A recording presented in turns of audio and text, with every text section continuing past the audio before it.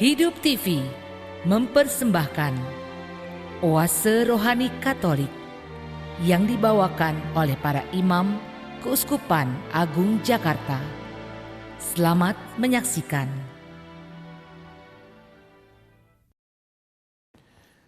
Salam jumpa kembali para sahabat Oase Rohani Katolik. Kita berjumpa dengan saya Romohani SY pada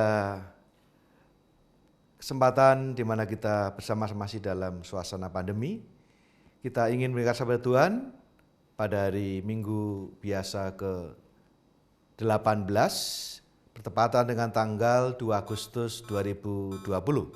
Sebelum kita mulai perbincangan dan juga permenungan bersama menggali inspirasi dari sabda Tuhan minggu ini, hari ini kita awali dengan berdoa bersama. Marilah kita berdoa. Dalam nama Bapa dan Putra dan Roh Kudus. Amin. Bapa yang makasih, kami bersyukur padamu atas segala kebaikan penyertaan-Mu, bimbingan-Mu, teristimewa atas hari baru yang Kau berikan kepada kami semua. Kami ingin membuka hati kami, mendengarkan sabda-Mu, agar hidup kami semakin diteguhkan, dikuatkan, dan menjadi sumber kekuatan bagi kami, teristimewa di dalam Ekaristi yang membuat hidup kami semakin tergerak oleh belas kasih, sehingga kami berbuat nyata bagi sesama, sehingga kami, hidup kami, karya pelayanan kami, keluarga kami masing-masing dan komunitas kami menjadi berkat bagi sesama. Sertailah dan bimbinglah kami sepanjang hari ini, agar kami tetap bertekun dalam iman, pengharapan, dan kasih. Dengan pengantaran Kristus Tuhan kami. Amin. Dalam nama Bapa dan Putra dan Roh Kudus. Amin. Sahabat Oase Rohani Katolik yang terkasih, bacaan karena kita bertepatan dengan hari Minggu, maka bacaan kita ada 3. Yang pertama dari kitab Nabi Yesaya, bab 55 ayat 1-3. Diteruskan bacaan kedua dari surat Santo Paulus kepada jemaat di Roma, bab 8 ayat 35, 37-39, dan bacaan ketiga, bacaan Injil Matius bab 14 ayat 13-21. Bacaan pertama, pembacaan dari kitab Nabi Yesaya. Beginilah firman Tuhan. Hei kamu semua yang haus, marilah dan minumlah. Dan kamu yang tidak mempunyai uang, marilah. Terimalah gandum tanpa uang pembeli, dan makanlah. Minumlah anggur dan susu tanpa bayar. Mengapa kamu belanjakan uang untuk sesuatu yang bukan roti? Dan mengapa upah jerih payahmu kau belanjakan untuk sesuatu yang tidak mengenyangkan? Dengarkanlah aku. Maka kamu akan mendapat makanan yang baik, dan kamu akan menikmati sajian yang paling lezat. Sendengkanlah telingamu, dan datanglah kepadaku. Dengarkanlah, maka kamu akan hidup. Aku hendak mengikat perjanjian abadi dengan kamu, menurut kasih setia yang teguh, yang kujanjikan kepada Daud. Demikianlah sabda Tuhan. Syukur kepada Allah. Mazmur tanggapan kita dengan ulangan, kecaplah betapa sedapnya Tuhan, kecaplah betapa sedapnya Tuhan. Tuhan itu pengasih dan penyayang, panjang sabar dan besar kasih setianya. Tuhan itu baik kepada semua orang, penuh rahmat terhadap segala yang dijadikannya. Kecaplah betapa sedapnya Tuhan, kecaplah betapa sedapnya Tuhan. Mata sekalian orang menanti-nantikan Engkau, dan Engkau pun memberi mereka makanan pada waktunya. Engkau membuka tanganmu, dan berkenan mengenyangkan segala yang hidup. Kecaplah betapa sedapnya Tuhan, kecaplah betapa sedapnya Tuhan. Tuhan itu adil dalam segala jalannya dan penuh kasih setia dalam segala perbuatannya. Tuhan dekat pada setiap orang yang berseru kepadanya, pada setiap orang yang berseru kepadanya dalam kesetiaan.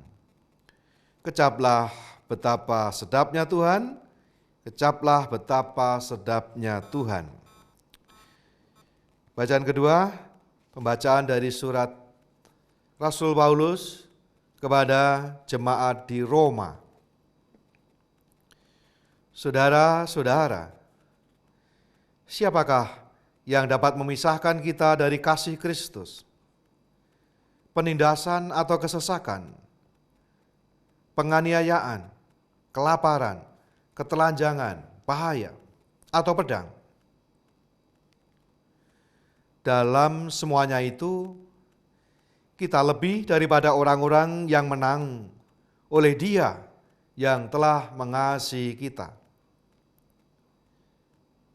Sebab aku yakin, baik maut maupun hidup, malaikat-malaikat maupun pemerintah-pemerintah, baik yang ada sekarang maupun yang akan datang, atau kuasa-kuasa, baik yang di atas maupun yang di bawah, atau semua makhluk lain manapun, tidak akan memisahkan kita dari kasih Allah yang ada dalam Kristus Yesus Tuhan kita.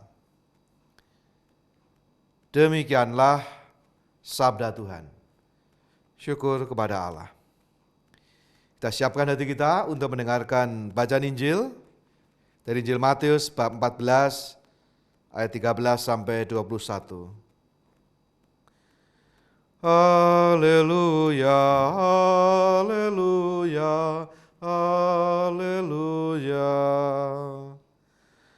Manusia itu bukan saja dari makanan, melainkan juga dari setiap sabda Allah. Haleluya, haleluya, haleluya. Tuhan sertamu dan sertamu juga. Inilah Injil Yesus Kristus menurut Matius. Dimuliakanlah Tuhan. Sekali peristiwa, setelah mendengar berita pembunuhan Yohanes Pembaptis, menyingkirlah Yesus dengan naik perahu. Ia bermaksud mengasingkan diri ke tempat yang sunyi. Tetapi orang banyak mendengarnya dan mengikuti dia dengan mengambil jalan darat dari kota-kota mereka. Ketika Yesus mendarat, ia melihat orang banyak yang besar jumlahnya. Maka tergeraklah hatinya oleh belas kasihan kepada mereka, dan ia menyembuhkan mereka yang sakit.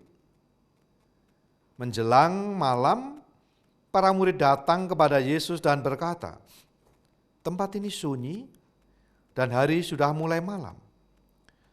Suruhlah orang banyak itu pergi, supaya mereka dapat membeli makanan di desa-desa." Tetapi Yesus berkata kepada mereka, "Tidak perlu mereka pergi, kamu harus memberi mereka makan." Jawab mereka, "Pada kami hanya ada 5 buah roti dan 2 ekor ikan." Yesus berkata, "Bawalah kemari." Lalu disuruhnya orang banyak itu duduk di rumput. Setelah itu Yesus mengambil kelima roti dan kedua ikan itu. Sambil menengadah ke langit, diucapkannya doa berkat, dibagi-bagikannya roti itu, dan diberikannya kepada murid-muridnya. Para murid lalu membagi-bagikannya kepada orang banyak. Mereka semua makan sampai kenyang. Kemudian potongan-potongan roti yang sisa dikumpulkan. Ada 12 bakul penuh. Yang turut makan kira-kira 5.000 orang laki-laki. Tidak termasuk wanita dan anak-anak. Demikianlah Injil Tuhan. Terpujilah Kristus. Saudara-saudara terkasih, para sahabat Oase Rohani Katolik, kita masuki hari Minggu biasa yang ke-18. Setelah kita diajak untuk mendengarkan pengajaran Yesus tentang pokok kerajaan Allah dalam berbagai macam perumpamaan. Nah, sekarang kita diajak untuk dikatakan berbagailah mereka yang mendengarkan dan melakukan. Maka ini di dalam rangkaian dari pengajaran Yesus dan disusun oleh Matius supaya kita pada akhirnya tidak hanya menjadi pendengar-pendengar yang baik, tetapi menjadi pelaku-pelaku firman. Seperti dikatakan oleh Santo Yakobus, hendaklah kalian menjadi bukan hanya menjadi pendengar yang baik akan firman Tuhan, tapi kalian menjadi pelaksana firman Tuhan. Nah, bacaan-bacaan hari ini mengajak kita semua untuk mengenali apa yang menjadi sumber dan dasar serta kekuatan, inspirasi paling dasar dari kita semua sebagai orang Kristiani, dan bagaimana itu selalu dipupuk, dipelihara agar akhirnya itu menjadi semangat hidup kita, menjadi ciri dasar hidup kita, menjadi watak dasar, menjadi karakter yang bisa membedakan apakah kita ini murid Yesus atau bukan. Nah, Nabi Yesaya tadi dalam bacaan pertama, kita lihat secara sejenak, nanti lalu setelah itu kita bisa perdalam perbagian. Nah, Nabi Yesaya mengingatkan pada kita semua, bahwa sebagai orang beriman, bahwa Tuhan adalah sumber dari seluruh kehidupan kita. Tuhanlah yang menjaga, melindungi, dan menyediakan segala sesuatu yang kita butuhkan dalam kehidupan kita. Maka digambarkan, datanglah kepadaku, kalian yang lapar, yang haus, minum dengan cuma-cuma, tidak usah membayar. Tuhan menjadi sumber, kepadanya kita datang, kepadanya kita menggali seluruh kekuatan dan inspirasi. Nah, Santo Paulus menegaskan bahwa kalau kita sungguh mengalami bahwa Tuhan sungguh menjadi sumber kekuatan kita, kalau kasih Allah dan Yesus Kristus menjadi sumber dan dasar kehidupan kita, maka apapun, situasi apapun tidak akan pernah menggoyahkan kita dan tidak akan pernah memisahkan kita dari kasih Allah itu. Jadi Allah sumbernya, kalau kita bersatu, maka kita tidak akan goyah menghadapi apapun, situasi apapun tidak akan pernah membuat kita jauh dari Tuhan. Dan yang ketiga, dari Injil hari ini, pesan pokoknya adalah, kalau kita dari Tuhan, dan kalau kita bersatu, maka kita tidak perlu menjadi goyah takut akan apapun. Nah, yang ketiga dari Injil adalah, kalau kita setelah bersatu dalam kasih Allah, sumber kekuatan, bagaimana itu dipelihara, bagaimana dijaga? Yaitu melalui Ekaristi. Dan Ekaristi, seperti dikatakan oleh Paus Fransiskus, sebagai sekolah cinta kasih, sekolah persaudaraan dan solidaritas. Maka bagi orang Kristiani, Ekaristi yang tadi digambarkan dalam kisah 5 roti 2 ikan, maka di dalam banyak simbol-simbol atau ikon-ikon atau di dalam gambar-gambar suci yang menggambarkan Ekaristi, selain yang paling pokok yaitu roti dan anggur, tapi juga sering digambarkan adalah 5 roti 2 ikan. Itulah dimana kita diajak untuk selalu membaharui, selalu mendapatkan kekuatan dari Ekaristi yang sumber kehidupan kita. Ekaristi itulah yang memelihara, yang membuat kita sebagaimana kita menjadi tumbuh, berkembang, dewasa, kuat, sehat, karena makanan atau asupan yang kita terima.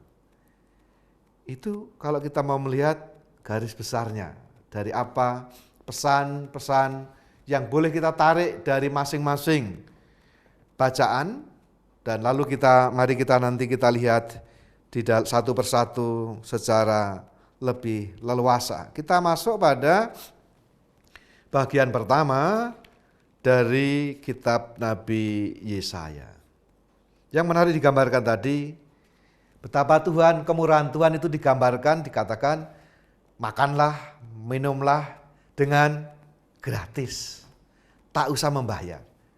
Nah, kita semua kalau dalam sekarang ini, ya kalau kita nggak bayar ya ditangkap orang gitu ya. Tapi yang mau digambarkan di situ adalah betapa Tuhan itu sumber segalanya. Makanan, minuman, segala sesuatu. Tuhanlah sumber segala-galanya dan kepadanya lah kita datang. Dan segala kebaikan Tuhan itu diberikan secara cuma-cuma. Nah, kesadaran ini bahwa segala berkat yang kita terima dari Tuhan, apapun bentuknya, itu adalah pemberian Tuhan, kasih karunia Tuhan yang diberikan secara cuma-cuma. Meluap dari kemurahan hati Allah semata. Maka dikatakan datanglah kepadaku. Maka kita diajak untuk semakin menyadari dan mengalami bagaimana kebaikan kasih Tuhan itu kita alami setiap hari. Nah, Mazmur tadi menggambarkan pada kita semua, kecaplah betapa sedapnya Tuhan itu. Mengecap itu berarti merasa-rasakan, menikmati, merasa-rasakan. Nah, seringkali kita bertanya, bagaimana Tuhan itu berkarya? Kebaikan Tuhan itu dapat kita alami. Nah, kita saja kadangkala tidak memiliki kepekaan hati untuk mengalami, merasakan, mencecap-cecap kebaikan Tuhan dalam hidup kita. Nah, seperti ada sebuah cerita, itu seekor dan cerita bijaksana, seekor ikan. Itu bertanya kepada induknya itu, apa itu air itu? Nah, ibunya bingung menjelaskannya. Apa itu air atau apa itu samudera? Padahal air itu sudah setiap hari menjadi bagian dari hidupnya. Tetapi yang dibutuhkan adalah ya merasakan, menggerakkan siripnya, merasakan bagaimana air, oksigen itu membuat kita hidup, membuat kita bisa bergerak di dalamnya. Nah, kesadaran ini yang seringkali tidak ada, kita mengandaikan saja. Maka kalau Mazmur mengatakan kecaplah, nah saya kira undangan bagi kita semua untuk merasa-rasakan, untuk memiliki kesadaran, memiliki kepekaan hati bagaimana Tuhan kebaikannya selalu boleh kita alami. Nah, ini membutuhkan bagi kita semua juga setiap hari membangun kesadaran terus bahwa ya hidup kita ini ada dalam penyertaan Tuhan, ada dalam penyelenggaraan ilahi Tuhan. Maka bacaan pertama dan Injil dan juga Mazmur ini ngajari kita semua. Maka disuruh mengecap. Karena seringkali kita menjadi mati rasa. Kita mengandaikan saja, seolah-olah itu ya udah begitu saja. Nah, lalu setelah diingatkan akan Tuhan sebagai sumber segala kebaikan dan berkat, kita diajak untuk menyadari mengapa kamu belanjakan uang untuk sesuatu yang bukan roti. Mengapa upah jerih payahmu kau belanjakan sesuatu yang tidak mengenyangkan. Nah, di dalam hidup ini seringkali kita juga ya coba apalagi dalam masa pandemi ini membuat kita belajar apa yang perlu, apa yang pokok, apa yang inti saja. Nah, diingatkan dari dalam kitab Nabi Yesaya, melalui Nabi Yesaya, mengapa kamu belanjakan sesuatu yang bukan roti dan kau belanjakan untuk sesuatu yang tidak mengenyangkan. Nah, kita diajak melihat dalam hidup ini Betapa banyak hal yang sebenarnya lalu tidak penting-penting amat. Tetapi kita membuang seluruh, tadi gambarkan kalau digambarkan uang atau energi atau apapun juga untuk hal-hal yang tidak pokok, tidak penting. Maksud kalau tidak roti atau yang mengenyangkan, berarti apa? Yang paling pokok. Dalam hidup kita itu apa yang paling pokok? Nah, seringkali kita membelanjakan hal-hal yang tidak pokok. Dan itu yang membuat kita banyak energi, banyak sumber daya, banyak berkat yang kita terima lalu menjadi terbuang percuma sia-sia. Karena kita membelanjakan bukan untuk yang pokok, untuk yang perlu. Maka kiranya di dalam masa, kita masih berada dalam masa pandemi ini, ya kita belajar yang pokok itu. Kita menjadi ugahari, menjadi belajar mengatakan apa yang pokok. Dan itu yang menjadi concern kita. Apalagi kalau kita juga mengalami sekarang ini dengan situasi yang sulit ini, seringkali mungkin juga mengalami, ada yang mungkin sudah terkasih, ya ikut prihatin kalau ada yang mengalami kena PHK atau ada yang pemotongan gaji, maka kita jadi dipaksa untuk berpikir ulang, menata kembali. Maka saya kira baik juga keluarga-keluarga menata kembali bagaimana mengelola ekonomi rumah tangga. Karena kalau kita tidak cermat dalam mengatur, maka itu bisa juga membuat bahwa relasi dalam keluarga bisa runyam. Hari ini kita diajari, masa ini mengajari bagi kita semua, sekaligus apa yang dikatakan dalam kitab Nabi Yesaya, mengapa kamu membelanjakan untuk yang tidak perlu. Nah, pandemi ini membuat kita, mengajari kita apa yang perlu. Yang tidak perlu, tidak prioritas, ya ditunda dulu. Maka ini saya kira juga undangan untuk kita semua. Apa yang tidak perlu mari kita tunda dulu. Mari kita yang paling pokok-pokok dulu. Supaya dengan demikian kita tetap fokus. Tetap fokus. Dan karena itu lalu diingatkan, dengarkanlah dan sendengkanlah telingamu, maka kamu akan hidup. Nah, kesia-siaan ini kita ingin mengisi hidup kita, tetapi mengisinya dengan yang tidak akan pernah membuat kita kenyang. Nah, Santo Agustinus itu punya ungkapan yang menarik.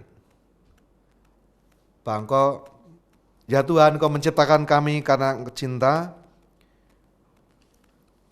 Jiwaku haus akan Dikau, Allah yang hidup, dan dia akan pernah mendapatkan ketenangan, istirahat, kecuali dalam Dikau.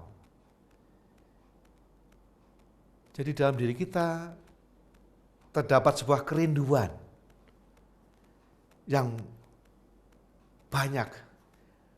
Kerinduan yang paling pokok ada kerinduan akan Tuhan. Tetapi kita seringkali mengisinya dengan yang lain. Alih-alih menjadi semakin dipuaskan. Justru sebaliknya, kita akan haus, haus dan haus lagi. Lapar, lapar dan lapar lagi. Karena kita mengisinya dengan hal yang tidak perlu dan bukan Tuhan. Itu poin pokok yang penting.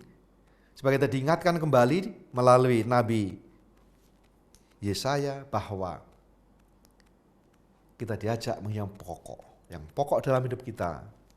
Bagaimana kita sungguh-sungguh semakin mengalami kasih Tuhan dalam hidup kita.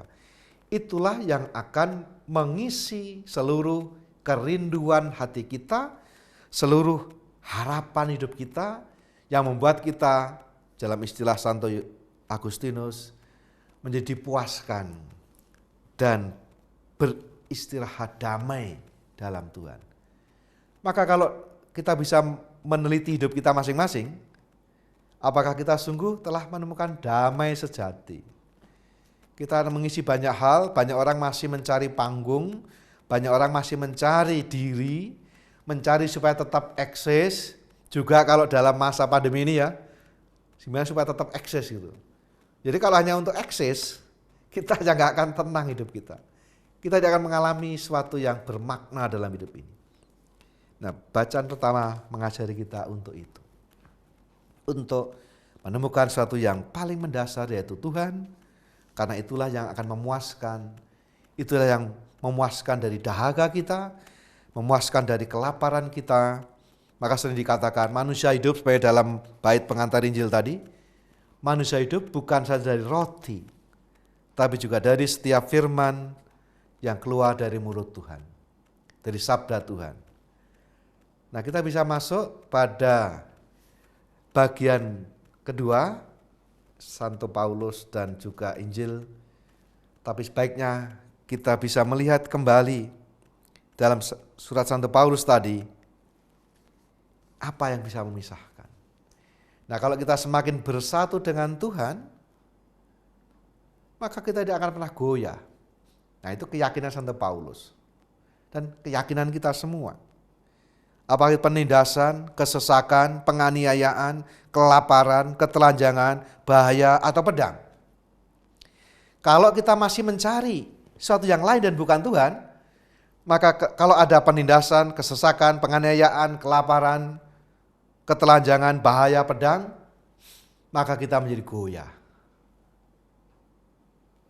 Tetapi kalau kita sungguh-sungguh telah menemukan bahwa di dalam kasih Kristus, kita menemukan makna hidup sejati, kita menemukan arti hidup sejati, maka juga kalau semuanya itu tidak ada lagi, kita tetap tidak kehilangan iman, kita tidak kehilangan harapan, dan kita tidak kehilangan kasih kita satu sama lain. Maka ini yang ditegaskan oleh Santo Paulus di dalam suratnya tadi kepada jemaat di Roma.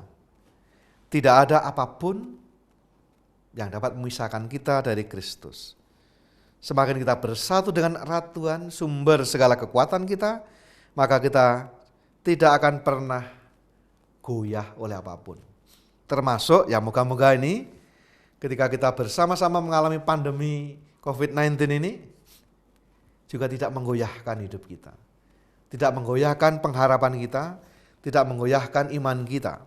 Tapi sebaliknya, kita justru diajak untuk semakin masuk dalam relasi yang makin dalam dengan Tuhan, masuk dalam relasi yang paling dekat dengan Tuhan.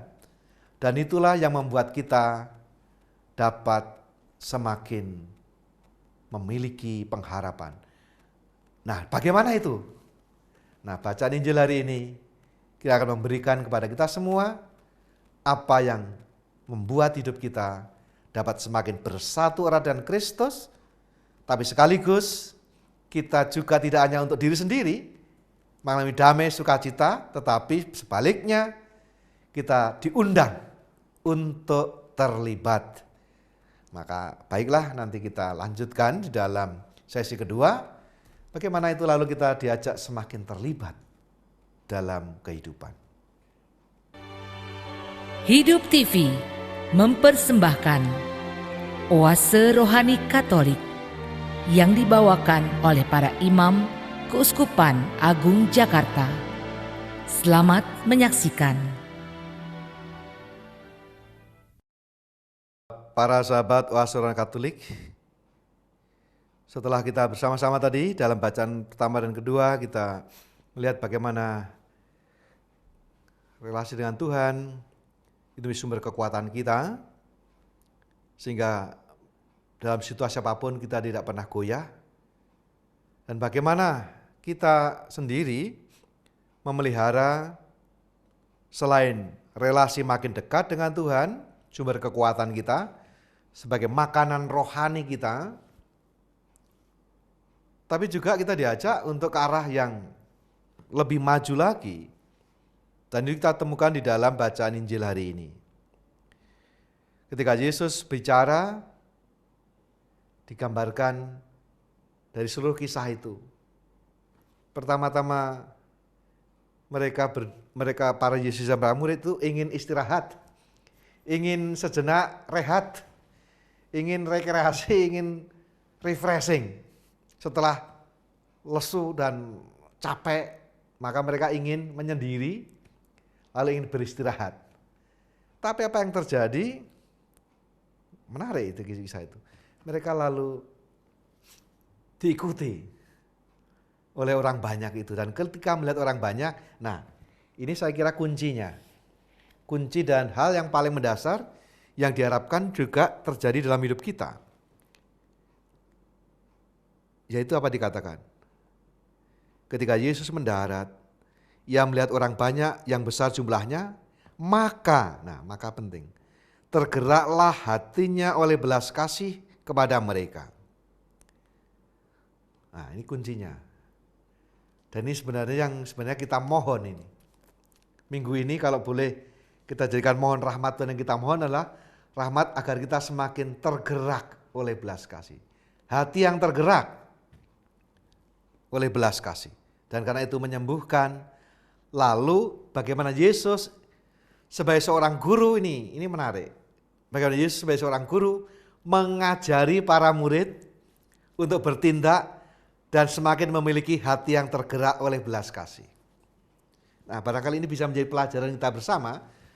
Ini Yesus seorang guru yang hebat, yang mengajari bukan dengan perkataan saja, pengajaran, tetapi dengan teladan, dengan juga melibatkan. Jadi kalau istilah sekarang berlaku partisipatoris. Nah, ini Yesus ini tidak hanya ngajar, tapi juga melibatkan para murid sehingga pembelajaran sambil diikut sertakan. Jadi bukannya learning by doing, tapi juga learning by participating. Jadi dengan partisipasi itu mereka mulai menangkap. Nah, kalau tadi masih ingat dari dalam Mazmur itu, kecaplah. Lah ini, mengecap-ngecap kebenaran ini. Sehingga akhirnya dia juga begitu. Nah, lihat apa yang digambarkan di dalam bagaimana setting dan plotnya itu. Menarik. Bahwa Yesus, konteksnya ya, mereka ingin istirahat. Sudah senang ini. Wah, kita mau rehat sejenak, kita mau liburan, kita mau refreshing. Tapi ketika mereka sudah sampai di tempat, ingin menyendiri, ingin istirahat, orang banyak datang. Nah, lihatlah itu. Ketika sudah selesai pengajaran dan Yesus menyembuhkan, lalu ketika hari malam, dikatakan, tempat ini sunyi dan hari sudah mulai malam. Suruhlah orang-orang itu pergi supaya dapat membeli makanan di desa-desa. Tetapi Yesus berkata, tidak, kamu harus memberi mereka makan. Nah, ini cara seorang guru ini. Ini respon hidup kita dalam hidup ini. Ketika kita seringkali dalam hidup ini, kita punya pola-pola.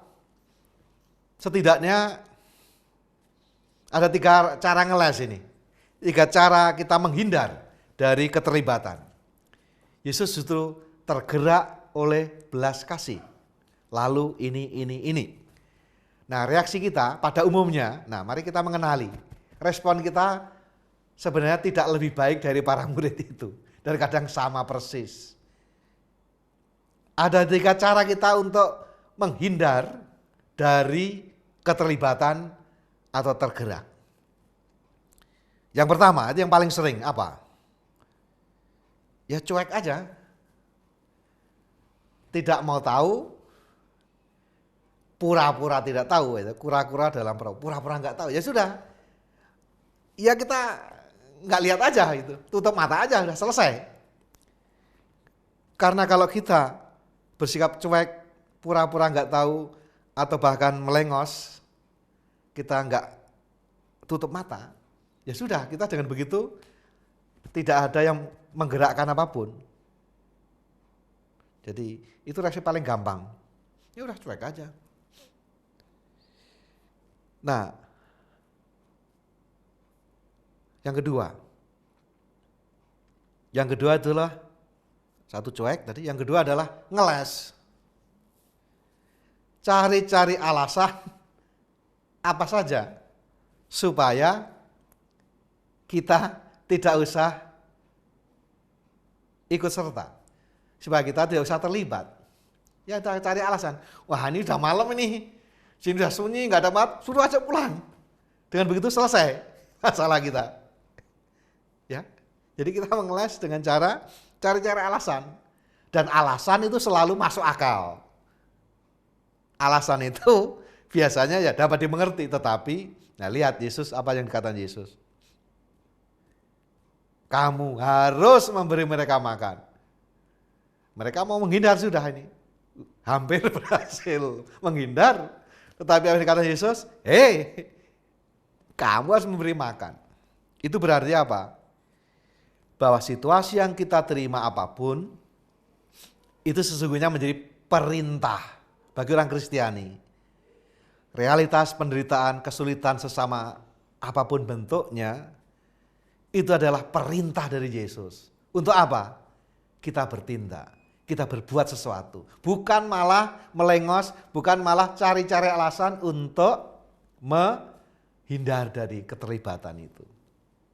Jadi lihat, jadi satu ya tadi, cuek.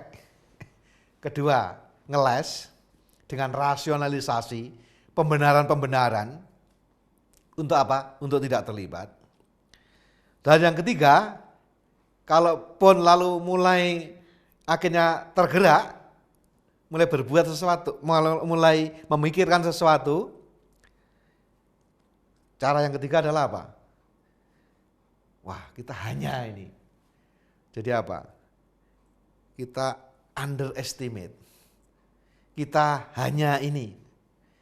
Saya hanya seorang apa itu? Saya tidak punya apa-apa. Atau apa? Saya tidak bisa apa-apa. Kesimpulannya apa? Sama. Karena saya tidak punya apa-apa, karena saya tidak bisa apa-apa, buat apa-apa, karena saya bukan siapa-siapa, makanya penting, maka tidak usah buat apa-apa. Itu persis cara ngeles kita. Jadi cuek, ngeles, cari alasan. Yang ketiga, kita mau membuat underestimate. Kita menghanyakan diri kita. Maka apa yang dihanya? Kita hanya punya 5 roti dan 2 ikan. Nah, apa artinya dengan semua orang yang ribuan ini? Nah, gitu. Jadi membuat kita semua lalu seringkali cara kita menghindar dari keterlibatan itu adalah dengan menyatakan betapa tantangan masalah begitu besar dan kita itu kecil sekali. Dan kalau begitu, ya nggak usah buat apa-apa. Intinya begitu. Selalu intinya adalah karena itu atau maka tidak usah buat apapun. Sementara Yesus mengajari kita semua, kamu harus memberi makan. Berarti apa? Kamu harus bertindak sesuatu, berbuat sesuatu. Maka kalau kita melihat dinamikanya di dalam hidup ini, tadi tergeraklah hatinya oleh belas kasih. Itu berarti apa? Ya berarti adalah hati yang tergerak. Setelah hati tergerak, maka orang sering menggambarkan kan dalam tindakan ini ada 3 hal. Apa tuh? Heart, head, sama hand. Heart, pertama-tama itu yang jelas, harus jalan dulu. Sebagai orang Kristiani, hati yang tergerak, itu yang paling pokok. Kalau hatinya jadi tergerak, jangan mikir yang macam-macam. Maka berikutnya adalah kalau hati sudah tergerak, maka head, budi berpikir kreatif. Jadi kalau hatinya saya tidak bergerak, tidak mungkin berpikir juga, apalagi berpikir kreatif. Dan ketiga, kalau hati sudah tergerak, heart, head, budi sudah berpikir kreatif, maka ujungnya apa? Tangan yang bertindak. Hand. Jadi itu saya kira juga dalam ilmu kan dikatakan begitu. Heart, head, hand. Ini harus satu kesatuan nih, nggak bisa ini. Spiritualitas keterlibatan yang diajarkan Yesus melalui bacaan Injil hari ini adalah jelas dinamikanya, mulai dari hati yang tergerak. Lalu mulai berpikir kreatif, lalu apa? Bertindak. Maka Yesus mengajari, ambil 5 roti 2 ikan. Nah, 3 rumus ini penting. Dan itu diulang-ulang di dalam kisah-kisah, yaitu baik pergandaan roti, 5 roti 2 ikan, dan beberapa pergandaan yang lain lagi. Ada satu lagi cerita tentang pergandaan roti. Diulang lagi di mana? Di mana? Kira-kira Anda masih ingat nggak? Di mana Tuhan mengatakan 3 hal sama? Mengambil, mengucap syukur, membagi berkat. Itu dibuat yang kedua adalah di dalam perjamuan malam terakhir. Yang menjadi sumber dasar bagi Ekaristi. Dan di mana diulang lagi? Ya di dalam Ekaristi yang kita rayakan setiap kali kita merayakan Ekaristi, harian ataupun mingguan. Di mana itu? Di dalam doa syukur agung. Dikatakan Yesus mengambil roti, mengucap syukur, lalu membagi-bagikannya. Nah, ini 3 dinamika yang diajarkan Yesus pada kita semua melalui perumpamaan 5 roti 2 ikan maupun juga dalam Ekaristi. 3 dinamika ini. Jadi tidak ngeles, tidak menghindar dari ini, tapi makin terlibat. Yaitu dengan cara apa? Mengambil dan mengucap syukur. Lalu memecah-mecahkan. Nah, itulah inti Ekaristi. Inilah watak dasar yang diharapkan semakin bertumbuh setiap kali kita merayakan Ekaristi. Maka setiap kali ini, yaitu mengambil itu berarti kita membawa seluruh pengalaman hidup kita, termasuk pengalaman suka duka, pengalaman kepahitan, kegagalan, ketakutan, dan segala pengalaman negatif lain, tapi sekaligus juga segala pengalaman syukur kita bersama, keberhasilan, kesuksesan, hasil berkat, kesehatan, dan semua yang kita alami. Dan inilah yang menjadi apa? Menjadi bahan yang kalau di dalam Ekaristi persembahan kita, itulah pengalaman hidup kita. Jadi tidak mencari yang tidak ada. Nah, kita seringkali mencari yang tidak ada. Sehingga yang ada pun itu tidak kita lihat. Maka kalau dalam perikop Injil yang lain dikatakan Yesus, coba kamu periksa, kamu punya apa? Nah, seringkali kita enggak memeriksa. Bahwa sebenarnya dalam diri kita tuh ada sesuatu, punya sesuatu. Dan sesuatu itu menjadi bermanfaat, menjadi bermakna ketika kita mensyukurinya. Nah, yang kurang itu berarti dalam diri kita apa? Kita tidak melihat dengan jernih apa yang kita punya. Jadi kita seringkali tidak dengan jernih bahwa sesungguhnya Tuhan memberikan banyak hal dalam hidup kita, banyak bakat, talenta, seperti digambarkan dalam 5 roti 2 ikan. Kita seringkali tidak memeriksanya, tidak mengenalinya. Lalu berikutnya apa? Mengucap syukur. Nah, ini yang kurang juga. Mengucap syukur. Kalau kita tidak mengucap syukur atas apa saja yang kita terima dari Tuhan itu, kita sadari sebagai semuanya berasal dari kemurahan hati Tuhan, dan kita terima dengan rasa syukur. Itu yang membuat lalu apapun yang kita terima itu menjadi bisa berkat bagi sesama. Maka pola ini yang harus kita cecap-cecap terus, yang perlu kita latih terus, supaya dengan demikian kita sampai pada ujungnya, yaitu membagi-bagi roti itu, memecah-mecahkannya. Dan disitulah terjadi sebuah mukjizat. Nah, bagi saya memaknai perumpamaan ini bukan soal mencari mukjizat yang kayak ajaib begitu. Bagi saya yang paling menarik dan paling mengesan bagi saya sebagai pribadi Dan ini menjadi sebuah pengalaman rohani pribadi yang mendalam adalah bagaimana kalau kita sungguh-sungguh mengucap syukur atas segala diri kita dengan segala kerapuan keterbatasannya. Tapi dalam rasa syukur itu menggerakkan kita untuk juga menjadi murah hati berbagi. Maka semakin kita bersyukur, mesti kalau bersyukurnya benar, membuat kita juga akan murah hati berbagi. Maka Ekaristi yang paling dasar itu berarti semakin bersyukur dan semakin murah hati berbagi. Itu hal yang paling dasar yang selalu menjadi dasar spiritualitas keterlibatan di dalam hidup sehari-hari. Ekaristi, maka seperti katakan Paus Fransiskus, Ekaristi menjadi sekolah kasih. Sekolah kasih dan persaudaraan sejati.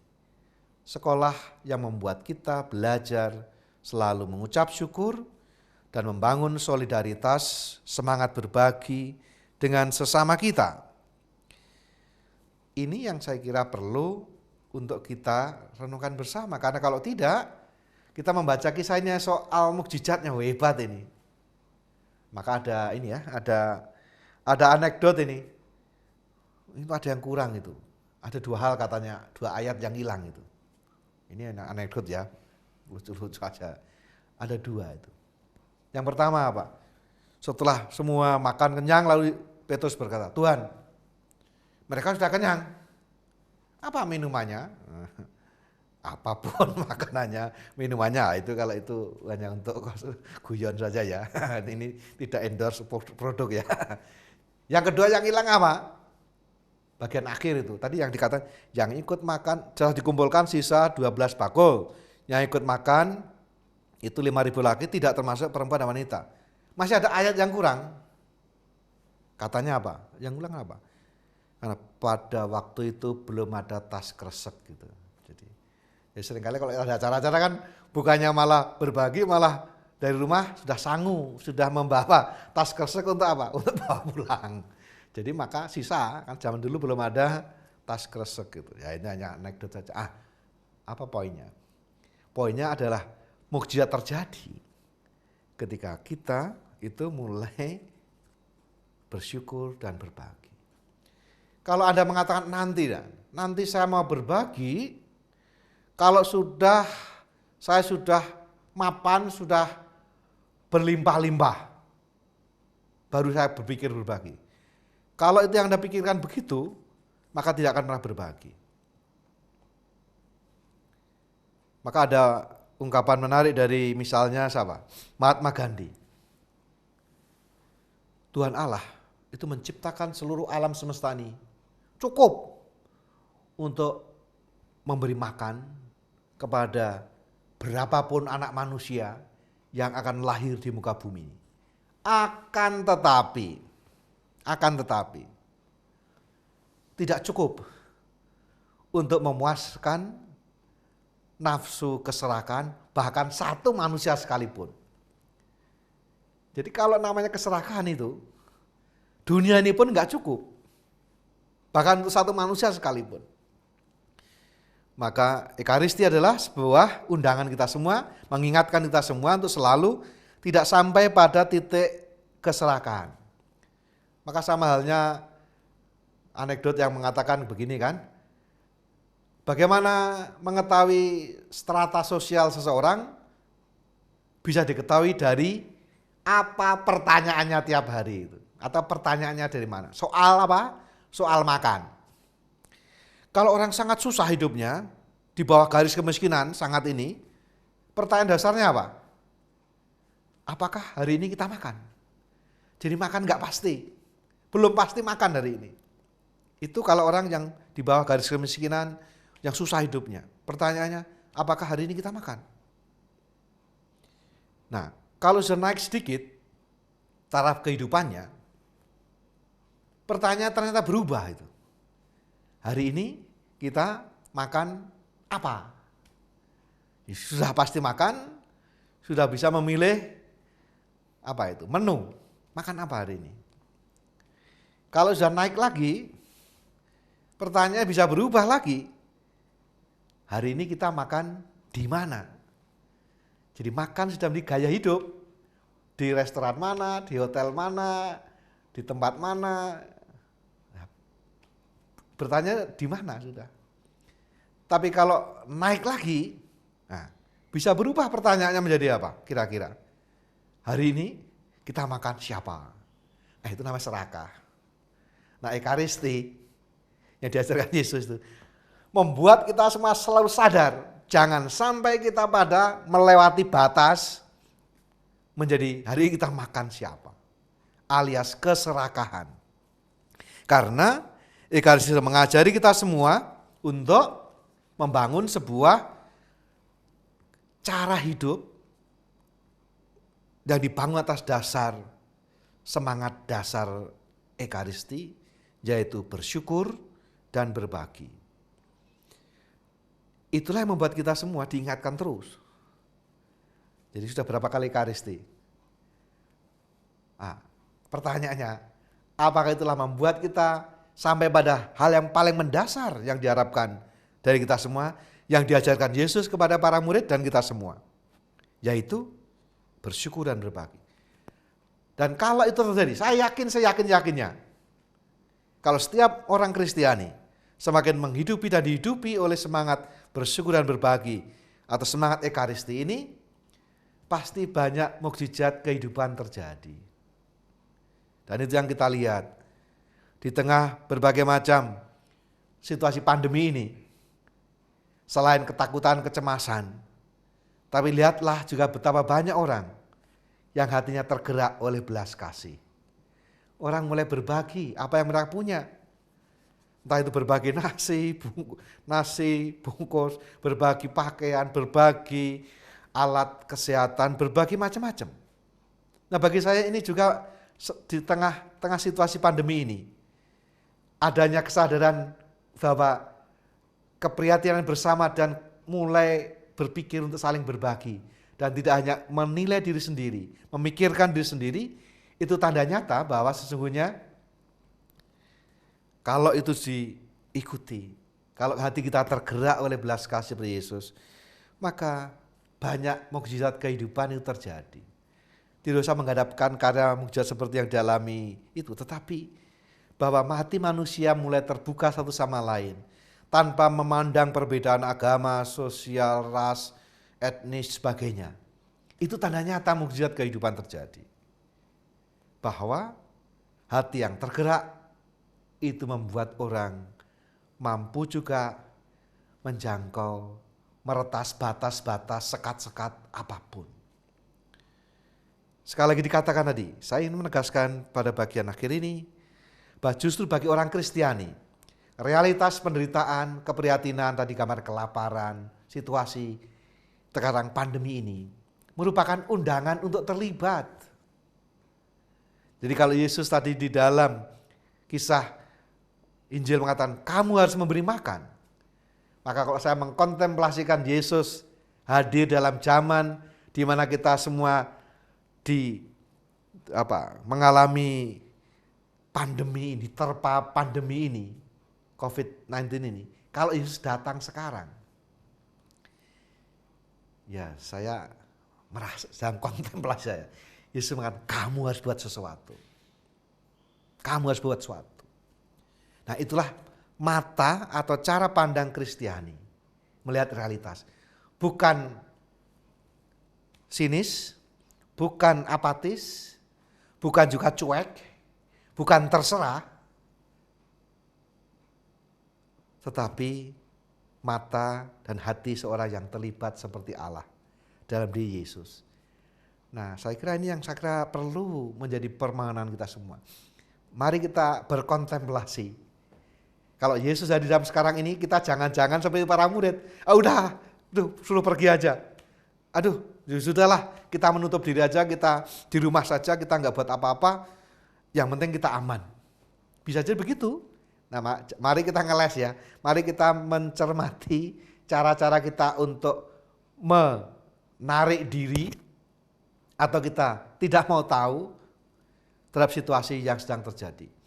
Kalau kita sungguh-sungguh murid Yesus, bacaan-bacaan hari ini bagi kita memandang realitas penderitaan karena pandemi ini adalah sebuah perintah. Sebuah, bukan hanya ajakan ya, ajakan undangan kalau mau, tapi yang perintah seperti Yesus. Kamu harus memberi makan.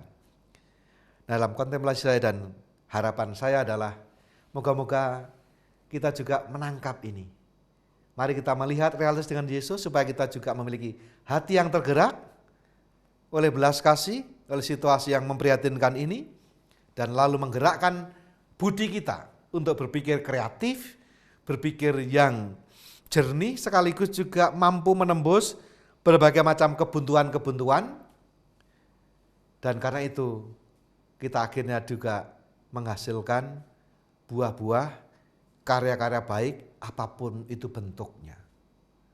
Inilah proses pembelajaran kita setiap kali kita diingatkan melalui Ekaristi.